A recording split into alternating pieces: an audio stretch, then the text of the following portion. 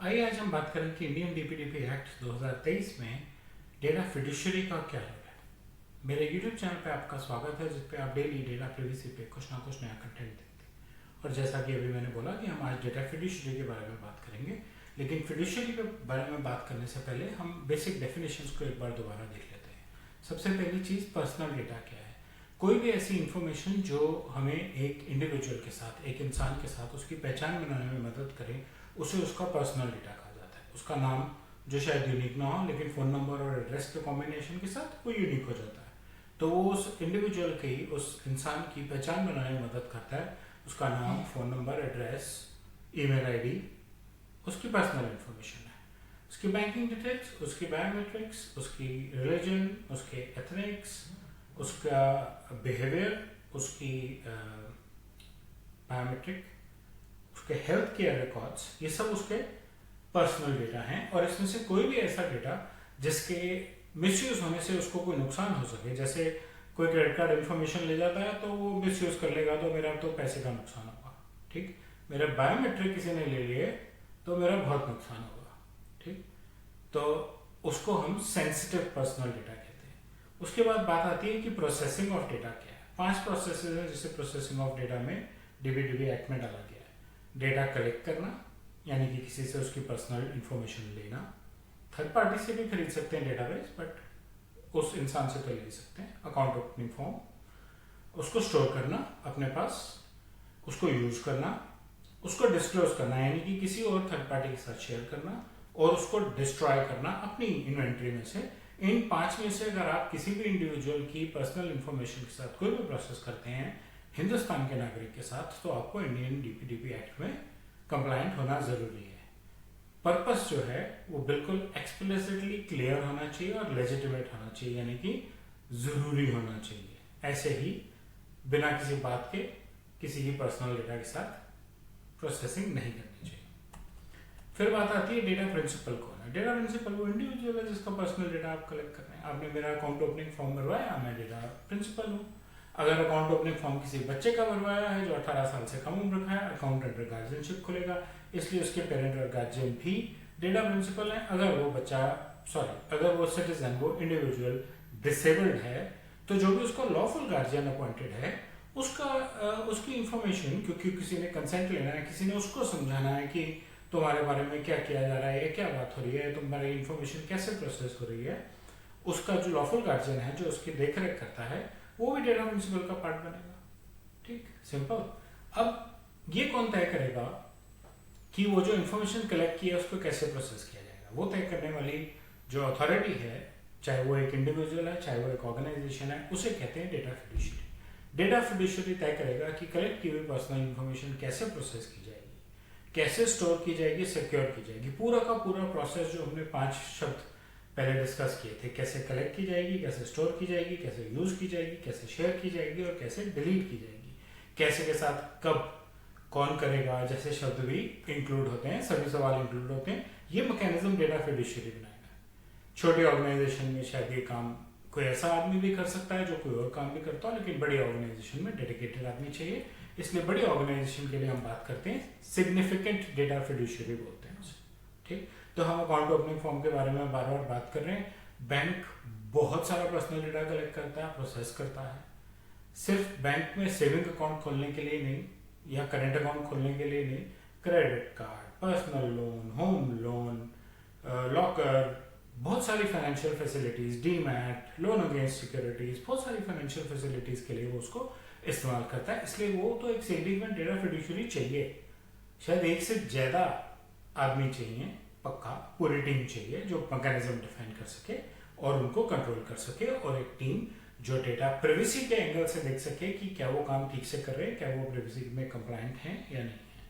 अब हम बात करते हैं डेटा फिड्यूशियरी की ऑब्लिगेशन। सबसे पहली बात, उनको कंसेंट लेना है। जिसकी इंफॉर्मेशन कलेक्ट कर रहे हैं उससे उसकी रजामंदी चाहिए कि आप अपनी मर्जी से फ्रीली इस पर्टिकुलर काम के लिए अपनी इंफॉर्मेशन दे रहे हैं और हम उसको इसी काम के लिए प्रोसेस करेंगे। फॉर्म के अंदर लिखा हुआ होगा क्या चेकबुक घर पे आए, क्या आपको स्टेटमेंट घर पे चाहिए, इलेक्ट्रॉनिक चाहिए, एसएमएस पे चाहिए। ये सब चीजें जो आप टिक मार्क करते हैं यस नो पे, ये सब आपका कंसेंट है। और फिड्यूशियरी का काम है आपको इन्फॉर्म करना कि हमने इन्फॉर्मेशन कलेक्ट कर ली है, वो इस पर्पज से कलेक्ट की है, ये कलेक्ट किया है। जो इन्फॉर्मेशन आपको दी जा रही है वो बिल्कुल कंसाइज, रियलिस्टिक, सीधी बात होनी चाहिए, कोई घुमावदार बात नहीं होनी चाहिए। और कंसेंट और नोटिस यानी कि आपको इन्फॉर्म करने का जो मैकेनिज्म है उसमें कॉन्स्टिट्यूशन ऑफ इंडिया के 8th शेड्यूल की कोई ना कोई स्पेसिफाइड लैंग्वेज यूज होनी चाहिए। इंग्लिश उसमें से एक है, लेकिन भारत में बहुत सारी भाषाएं हैं और वो कॉन्स्टिट्यूशन ऑफ इंडिया में मेंशन है। नेक्स्ट ऑब्लिगेशन है सिक्योरिटी मेजर्स। सिक्योरिटी मेजर्स दो किस्म के हैं। एक प्रोसेस, फॉर्म भरवा लिया आपने और टेबल पे छोड़ दिया, कोई और आया फोटो खींच के किसी की पर्सनल इन्फॉर्मेशन ले लिया, नहीं, वो फॉर्म वहां से उठ के किसी फाइल में लगना चाहिए, वो फाइल किसी कैबिनेट में स्टोर होनी चाहिए। बैंक के मैनेजर के टेबल के ऊपर किसी कस्टमर की पर्सनल इन्फॉर्मेशन नहीं होनी चाहिए। प्रोसेस फिजिकल है, ये भी डेटा फिड्यूशियरी का काम है। हालांकि इंडियन डीबीडीबी एक्ट ये कहता है कि आप डिजिटल इन्फॉर्मेशन या जो इन्फॉर्मेशन आप डिजिटाइज करते हैं उसके लिए कंप्लायंट है, लेकिन आप इन्फॉर्मेशन कागज पे कलेक्ट करके पब्लिक तो नहीं कर सकते। ठीक। सिक्योरिटी ट्रायड जो टेक्निकल है, टेक्निकल अनऑथराइज यूजर देख नहीं सकते, कॉन्फिडेंशियलिटी, इंटीग्रिटी मेंटेन रहेगी, डेटा करप्ट नहीं होगा, उसके लिए इंक्रिप्शन, एनोनिमाइजेशन और अवेलेबिलिटी। अगर डेटा करप्ट हो जाएगा या डिलीट हो जाएगा तो हमारे पास एडिशनल कॉपी है, हम आपके आज उसको वापस फंक्शनल कर देंगे। डेटा रिटेंशन की क्या पॉलिसी है? एक पर्पस सॉल्व होने के बाद, खत्म होने के बाद क्या आप डेटा संभाल के रखेंगे या डिलीट कर देंगे? कैसे इंश्योर करेंगे कि डिलीट हो गया है? और अगर कोई अपना कंसेंट विड्रॉ कर लेता है, मुझे चेकबुक चाहिए ही नहीं, मेरे घर पे स्टेटमेंट मत भेजिए, अब ये छोटी सी बात है, लेकिन अगर कोई कंसेंट रिमूव कर लेता है कि मैं चाहता ही नहीं कि आप मेरा डेटा प्रोसेस करें, जैसे फॉर एग्जांपल क्रेडिट कार्ड की एप्लीकेशन लगाता हूँ और लेकिन फिर मुझे लगता है कि यार मैं इतनी झंझट में नहीं पड़ सकता और अपनी एप्लीकेशन विड्रॉ कर लेता हूँ, तो बैंक मेरी इन्फॉर्मेशन कब तक रखेगा और कब डिलीट करेगा, ये सब इन्फॉर्मेशन भी, ये सब चीज़ें भी डेटा फिड्यूशियरी डिसाइड करेगा। या अगर कानून में ज़रूरी है तो फिड्यूशियरी बताएगा कि कौन सा एप्लीकेबल लॉ है और वो इन्फॉर्मेशन कब तक बैंक में रखी जाएगी। उसके बाद बात आती है डेटा ब्रीच नोटिफिकेशन की। किसी का डेटा ब्रीच हो गया है, data protection board of India को वो जानकारी देनी बहुत ज़रूरी है, डेटा प्रिंसिपल को वो जानकारी जानी ज़रूरी है जिससे कि वो बचा सके अपने आप को। आपसे किसी की क्रेडिट कार्ड इन्फॉर्मेशन लीक हो गई, ठीक, आप एक ऑनलाइन ई कॉमर्स वेबसाइट है, क्रेडिट कार्ड इन्फॉर्मेशन लीक हो गई है, दुनिया में बहुत बार हो चुकी है। अगर आप उस डेटा प्रिंसिपल को इमीडिएटली इन्फॉर्म कर देंगे तो वो जल्द से जल्द अपना कार्ड ब्लॉक कर सकता है, जिससे कि उसका कम से कम नुकसान हो। डेटा प्रोटेक्शन बोर्ड को भी इन्फॉर्म करना जरूरी है। बहुत हाई पेनल्टीज हैं, लेकिन पहले इन्फॉर्म तो कीजिए।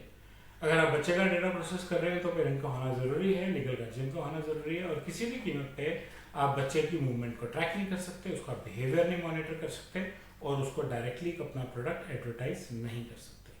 आपको डेटा प्रोसेसर्स के साथ कॉन्ट्रैक्ट साइन करने हैं। फिड्यूशियरी का काम याद रखिए सिर्फ मैकेनिज्म डिफाइन करना है। प्रोसेसर जिसने प्रोसेसिंग करनी है उसको पता होना चाहिए कि मैकेनिज्म क्या डिसाइड हुआ था, जिससे कि वो उन चीज़ों का ध्यान रख सके, वो अकाउंटेबल रहे, वो लॉ के साथ खुद भी कंप्लायंट हो और आपको भी कंप्लायंट रहने में मदद करे, क्योंकि डेटा प्रिंसिपल की जवाबदारी आपकी है। डेटा प्रिंसिपल ने डेटा आपको दिया है, फिड्यूशियरी को नहीं दिया है। कंसेंट आपने लिया है, डेटा प्रिंसिपल ने डेटा आपको दिया है, प्रोसेसर को नहीं दिया है। कंसेंट आपने एज अ फिड्यूशियरी लिया है, प्रोसेसर ने नहीं लिया है, इसलिए जिम्मेवारी आपकी है। नैतिक जिम्मेवारी भी आपकी है और कंप्लायंस की जिम्मेवारी भी आपकी है। और अगर आपकी कंपनी बहुत बड़ी है तो सिग्निफिकेंट डेटा फिड्यूशियरी होनी चाहिए, जो हमने पहले भी बात की कि अगर आपकी कंपनी छोटी है या नॉर्मल डेटा प्रोसेस करती है। वैसे नॉर्मल डेटा क्या होता है? अगर किसी की फाइनेंशियल भी सेंसिटिव है और वो भी सेंसिटिव है, हेल्थ केयर भी सेंसिटिव है, तो आप तो सेंसिटिव डेटा प्रोसेस कर रहे हैं, और लेकिन high volume sensitive data process कर रहे हैं, तो आपके पास सिग्निफिकेंट डेटा फिड्यूशियरी कहा जाता है आपको, और आपके पास एक इंटरनल डेटा प्रोटेक्शन ऑफिसर होना चाहिए। बैंक्स और फाइनेंशियल सर्विसेज में जहाँ प्रोसेसेस इतने ज़्यादा हैं, ब्रांचेस इतनी ज़्यादा हैं, कस्टमर्स इतने ज़्यादा हैं, हो सकता है आपको एक से ज़्यादा इंटरनल डेटा प्रोटेक्शन ऑफिसर रखना पड़े। आप कहें कि क्रेडिट्स के लिए जिसमें लोन्स आते हैं डीपीओ अलग है ना, और सेविंग्स के लिए जिसमें सेविंग अकाउंट, एफडीआर और म्यूचुअल फंड और ये चीज़ें आती हैं, उसके लिए डीपीओ अलग है। सिक्योरिटीज़ के लिए डीपीओ अलग है। ये डिपेंड करता है कि आप कैसे किस चीज़ को हैंडल करना चाहते हैं। इंटरनल ऑर्गेनाइजेशन स्ट्रक्चर बनाया जा सकता है, और उसके ऊपर टॉप पे एक एडिशनल डीपीओ है, सीनियर डीपीओ, जिसको डीपीओ रिपोर्ट कर रहे हैं, और डीपीओ के नीचे इनकी अपनी प्रिवेसी टीम्स हैं, प्रिवेसी ऑफिसर, प्रिवेसी टीम्स हैं। कंपनी की साइज और वॉल्यूम पे इंटरनली डिसाइड किया जाता है। पुरानी स्लाइड्स में, पिछली स्लाइड्स में जो आपने ऑब्लिगेशंस देखी, उसके अलावा सिग्निफिकेंट डेटा फिड्यूशियरी के केस में डेटा प्रोटेक्शन इम्पैक्ट असेसमेंट करनी, इंटरनल और एक्सटर्नल ऑडिट्स करने बहुत ज़्यादा ज़रूरी हैं। कंप्लायंस में इन दोनों चीज़ों का होना ज़रूरी है। सो डेटा फिड्यूशियरी के रोल पे बस इतना ही। मुझे उम्मीद है आपको मेरा कंटेंट अच्छा लगा होगा। आप बेल और लाइक आइकन दबाएं, मेरे यूट्यूब चैनल से सब्सक्राइब करें और अपना फीडबैक कमेंट सेक्शन में शेयर करें। धन्यवाद।